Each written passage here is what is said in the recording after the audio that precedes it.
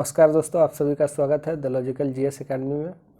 और आज इस वीडियो में हम लोग देखेंगे केमिस्ट्री के इम्पोर्टेंट वन लाइनर जो कि आपके घटना चक्र में दिए गए। आइए शुरू करते हैं। देखिए, बहुत ही इम्पोर्टेंट बुक है और बहुत ही इम्पोर्टेंट प्रश्न दिए गए हैं। निश्चित रूप से हम सभी को ये पढ़ना चाहिए। आइए देखिए, आधुनिक रसायन शास्त्र के जनक किसे माने जाते हैं? आधुनिक रसायन शास्त्र के जनक किसे माने जाते हैं? तो आधुनिक रसायन शास्त्र के जनक माने जाते हैं लेवोजियर को। लेवोजियर को आधुनिक रसायन शास्त्र के जनक हम लोग मानते हैं। परमाणु के नाभिक के अवयव, परमाणु के नाभिक के अवयव कौन कौन होते हैं? प्रोटॉन और न्यूट्रॉन। अर्थात परमाणुओं के नाभिक में प्रोटॉन और न्यूट्रॉन पाया जाता है। नाभिक के आकार की कोटि होती है, बहुत इंपॉर्टेंट है ये, पिछले बार ग्रुप डी में आया हुआ क्वेश्चन है। नाभिक के आकार की कोटि होती है 10⁻⁻15 मीटर, 10⁻⁻15 मीटर, याद रखेंगे।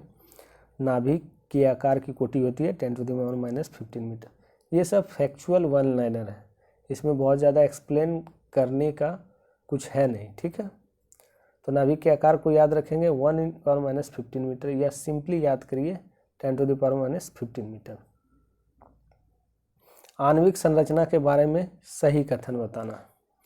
प्रोटॉन तथा न्यूट्रॉन न्यूक्लियस में होते हैं तथा इलेक्ट्रॉन न्यूक्लियस के इर्द गिर्द चक्कर लगाते हैं, ये बात सही है। प्रोटॉन और न्यूट्रॉन क्या होते हैं? न्यूक्लियस के अंदर होते हैं, और इलेक्ट्रॉन क्या करते हैं? न्यूक्लियस के इर्द गिर्द चक्कर लगाते हैं, बिल्कुल सही।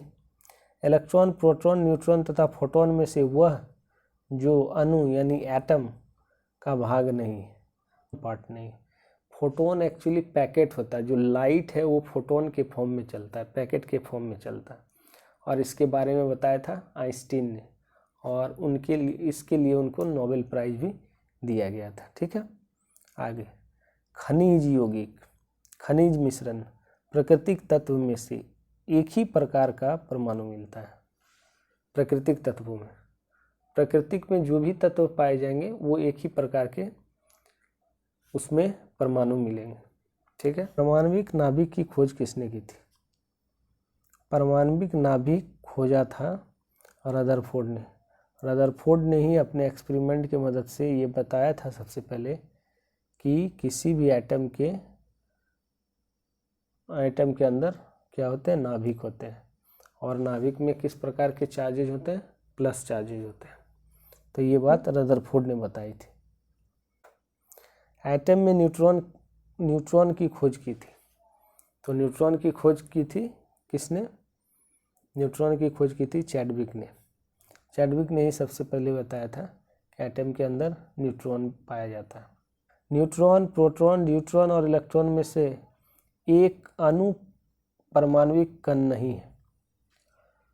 देखिए, आपको पता है न्यूट्रॉन परमाणविक कण है, प्रोटॉन भी परमाणविक कण है, इलेक्ट्रॉन भी परमाणविक कण है, जबकि ड्यूट्रॉन नहीं है। ड्यूट्रॉन क्या है? हाइड्रोजन का आइसोटोप है, समस्थानिक है। Electron, positron, proton, neutron, photon, electron, neutron और न्यूट्रियो में से एक कण प्रति कण युग्म है। देखिए, इलेक्ट्रॉन का उल्टा पॉजिट्रॉन होता है। इलेक्ट्रॉन पर नेगेटिव चार्ज होता है, पॉजिट्रॉन पर पॉजिटिव चार्ज होता है। तो प्रति कण युग्म है। आपसे इसी प्रकार से प्रश्न को पूछे जाएंगे। तो प्रति कण युग्म कौन हो जाएंगे? इलेक्ट्रॉन का पॉजिट्रॉन, इसको याद रखना है। न्यूट्रॉन, प्रोटॉन, पाई मेसॉन तथा क्वार्क में मूलभूत कण है। क्वार्क, देखिए अभी तक हम लोग जानते हैं कि एटम जो है वो एटम होते क्या है? तो वह छोटा कण जिसको और हम छोटा नहीं कर सकते, लेकिन वैज्ञानिकों ने उसको भी छोटा करके देखा, तो उसके अंदर जो है वो क्वार्क पाया जाता है। अर्थात एटम को भी और छोटे पार्ट में तोड़ा जा सकता है। तो इसलिए क्वार्क को मूलभूत कण हम लोग बोलते हैं, ठीक है। तो क्वार्क एटम के ही पार्ट्स होते हैं। अल्फा कण के 2 धन आवेश, इसका द्रव्यमान लगभग बराबर होते हैं हीलियम के एक परमाणु के नाभिक के बराबर। देखिए, हीलियम के एक परमाणु के नाभिक के बराबर होते हैं अल्फा कण के 2 धनावेश का भार। याद रखेंगे, अल्फा कण के 2 धनावेश के भार जो होते हैं हीलियम के एक परमाणु के नाभिक के बराबर होते हैं। हीलियम के नाभिक में होते हैं 2 प्रोटॉन और 2 न्यूट्रॉन। हमें पता है कि हीलियम का परमाणु संख्या 2 होता है, इसलिए उसके अंदर 2 प्रोटॉन और 2 न्यूट्रॉन पाया जाता है। अल्फा किरण, अल्फा कण, बीटा कण, गामा किरण में ऋणात्मक आवेश होता है। तो आपको याद रखना है कि बीटा कण में ऋणात्मक आवेश होता है, बाकी जितने भी हैं सारे धनात्मक होते हैं, लेकिन बीटा कण क्या होते हैं, ऋणात्मक होते हैं। देखिए जीरो मास किसका होता है, न्यूट्रिनो का। शून्य द्रव्यमान किसका होता है, न्यूट्रिनो का। आंशिक आवेश क्या होते हैं, क्वार्क, जिसको हम लोग फ्रैक्शनल चार्ज कहते हैं। फ्रैक्शनल चार्ज किसके ऊपर होगा, क्वार्क के ऊपर। फ्रैक्शनल स्पिन यानी कि आंशिक प्रचक्रण किसके अंदर होता है, पॉजिट्रॉन के अंदर। याद रखेंगे, आंशिक प्रचक्रण किसके अंदर होता है, पॉजिट्रॉन। ये इंपॉर्टेंट है, इसको याद रखना। इसके अलावा पूर्णांक प्रचक्रण यानी पूर्णांक प्रचक्रण किसके अंदर होता है, फोनॉन के अंदर। फोनॉन के अंदर पूर्णांक प्रचक्रण होता है, जबकि आंशिक प्रचक्रण होता है पॉजिट्रॉन के अंदर। तो ये आपको याद रखना, आंशिक प्रचक्रण होता है पॉजिट्रॉन के अंदर। परमाणु में कक्षों को भरने का क्रम नियंत्रित होता है अफबाऊ सिद्धांत द्वारा। अफबाऊ ने क्या बोला था, सभी सेल में पहले एक एक इलेक्ट्रॉन को भरना है, उसके बाद फिर उसको जोड़ा लगाना है। तो इस सिद्धांत को हम लोग बोलते हैं अफबाऊ सिद्धांत। रासायनिक तत्वों के गुण के संदर्भ में चुंबक की क्वांटम संख्या का संबंध है। चुंबक की क्वांटम संख्या किसको कहते हैं, अभिविन्यास से, इलेक्ट्रॉनिक कॉन्फ़िगरेशन से। एक तत्व में इलेक्ट्रॉन और न्यूट्रॉन की संख्या क्रमशः 18 और 20 है, तो इस तत्व की द्रव्यमान संख्या क्या होगी।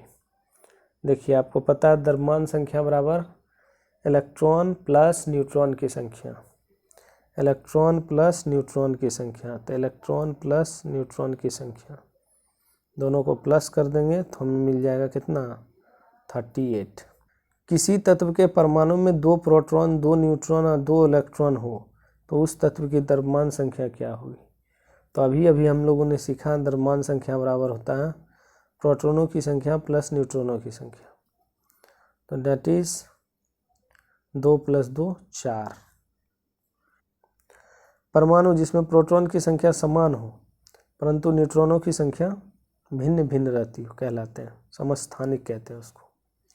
प्रोटॉनों की संख्या क्या होनी चाहिए, सेम होनी चाहिए, जबकि न्यूट्रॉनों की संख्या अलग अलग होनी चाहिए, तो उसको हम लोग क्या कहेंगे, समस्थानिक।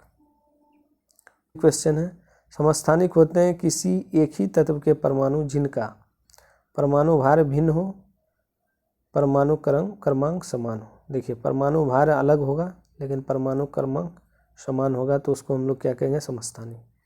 या फिर दूसरे तरीके से कहेंगे कि प्रोटॉनों की संख्या समान हो तथा न्यूट्रॉनों की संख्या अलग अलग हो, तो हम उसको कहेंगे समस्थानिक। ये दोनों बातें बहुत इंपॉर्टेंट है, तो दोनों को याद रखना है।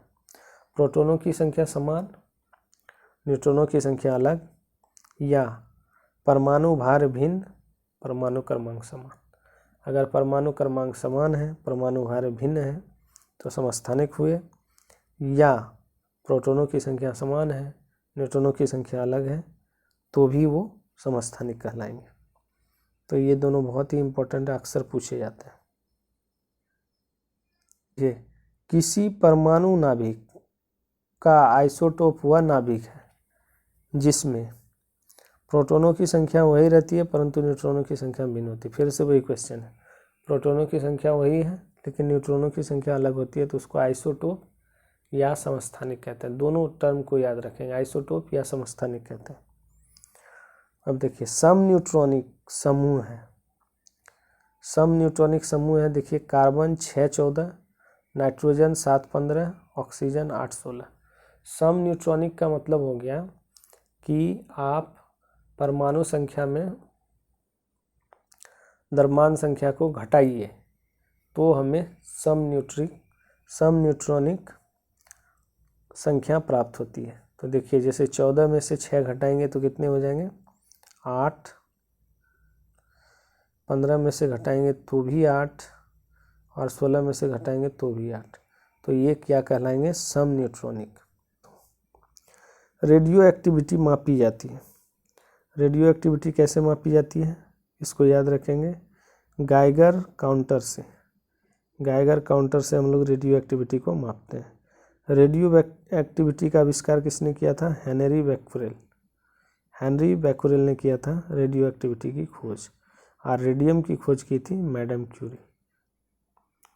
आइए, धातु, अधातु, गैस तथा उपधातु में से वह जो तत्व नहीं है, तो गैस को हम लोग तत्व के श्रेणी में नहीं रखते हैं। भौतिक परिवर्तन का उदाहरण है पानी में चीनी का घुलना। पानी में चीनी का घुलना भौतिक उदाहरण है, भौतिक परिवर्तन का उदाहरण है। पानी में चीनी को घुलना भौतिक परिवर्तन का उदाहरण है, अर्थात वैसा परिवर्तन जो रिवर्स हो सके उसको हम लोग भौतिक परिवर्तन कहते हैं। जैसे जलवाष्प का वाष्प में परिवर्तन कहलाता है भौतिक परिवर्तन। जलवाष्प को हम लोग वाष्प बना लेंगे और फिर वाष्प से जल बना लेंगे, तो ऐसा परिवर्तन जो पुनः वापस हो सके उसको हम लोग भौतिक परिवर्तन कहते हैं। रासायनिक परिवर्तन का उदाहरण, सब्जियों को पकाने पर उसका मुलायम हो जाना क्या कहलाएगा, रासायनिक परिवर्तन। सब्जियों को पकाने पर वो मुलायम हो जाती है, फिर से उसको रिवर्स नहीं कर सकते, फिर से उसके अंदर कड़ापन नहीं ला सकते, तो ये क्या कहलाएगा, रासायनिक परिवर्तन। संक्षारण के उदाहरण है, संक्षारण, क्रोजन। तो संक्षारण के उदाहरण क्या हो जाएंगे, सिल्वर पर काले रंग की परत बनना या तांबे पर हरे रंग की परत बनना या लोहे पर भूरे रंग की परत बनना, ये सभी संक्षारण का उदाहरण है। तो सिल्वर पर काले रंग की परत बन जाती है, तांबे पर हरे रंग की परत बन जाती है, याद रखेंगे, और लोहे पर भूरे रंग की परत बन जाती है, जिसे हम लोग क्या कहते हैं, रस्ट कहते हैं, जंग कहते हैं। तो सिल्वर पर काले रंग की परत, तांबे पर हरे रंग की परत और लोहे पर भूरे रंग की परत बन जाती है। देखिए रासायनिक परिवर्तन का उदाहरण है दूध का स्कंदन, दूध का फटना, दूध का जमना, ये सभी क्या है, रासायनिक परिवर्तन है। देखिए कथन और कारण से रिलेटेड क्वेश्चन आ गए। कह रहा है उच्चतर तापमानों पर रासायनिक अभिक्रिया तीव्र हो जाती है। कथन है उच्चतर तापमानों पर अधिक तापमान देंगे तो रासायनिक क्रिया अधिक तेजी से होगी। कारण है उच्चतर तापमानों पर आणविक गति और द्रुत हो जाती है और तेज हो जाती है। द्रुत का मतलब और तेज हो जाती है। ए और आर दोनों सही है और आर जो है वो ए की सही स्पष्टीकरण है। उच्चतर तापमानों पर रासायनिक अभिक्रिया तीव्र हो जाती है। क्यों हो जाती है भाई? क्योंकि उच्चतर तापमानों पर आणविक गति और अधिक हो जाती है, अणुओं के अंदर गति जो है बढ़ जाती है, जिसके कारण क्या हो जाता है, रासायनिक अभिक्रिया की दर तेज हो जाती है। तो इस प्रकार से ए और आर दोनों सही हैं और आर निश्चित रूप से ए की व्याख्या कर रहा है। जल अपघटन में ऊर्जा उत्पन्न होती है। जल अपघटन में ऊर्जा किस प्रकार उत्पन्न होती है? ऊष्मा के रूप में। पाश्चुराइजेशन एक प्रक्रिया है जिसमें क्या होता है, पाश्चुराइजेशन में दूध को पहले बहुत देर तक गर्म किया जाता है और फिर एक निश्चित समय में अचानक ठंडा कर दिया जाता है। बहुत देर तक गर्म किया जाता है और फिर अचानक उसको ठंडा कर दिया जाता है। इसी को हम लोग पाश्चुराइजेशन ऑफ मिल्क कहते हैं। पाश्चुराइजेशन संबंधित है दूध के निर्जमनीकरण से। पाश्चुराइजेशन हो जाएगा तो दूध जल्दी जमेगा नहीं और ना ही फटेगा। सही कथन है, देखिए सही कथन क्या है कि किसी जल विलयन का क्वथनांक शुद्ध जल के क्वथनांक से अधिक होता है। किसी जल विलयन का क्वथनांक शुद्ध जल के क्वथनांक से अधिक होगा। अगर हम किसी जल में कोई चीज़ डाल दें और उसके अंदर घुला हुआ है तो उसका क्वथनांक शुद्ध जल के क्वथनांक से अधिक होगा, मतलब उसको अधिक ऊष्मा देना पड़ेगा वाष्प बनने के लिए। तो ये थे केमिस्ट्री के कुछ वन लाइनर जिसको मैंने घटना चक्र के बुक से लिए थे। आप चैनल पर बने रहें, आपको इसी तरह से छोटे छोटे वीडियो के माध्यम से केमिस्ट्री के हर टॉपिक को कराया जाएगा। मिलते हैं अगले वीडियो में। Thanks for watching.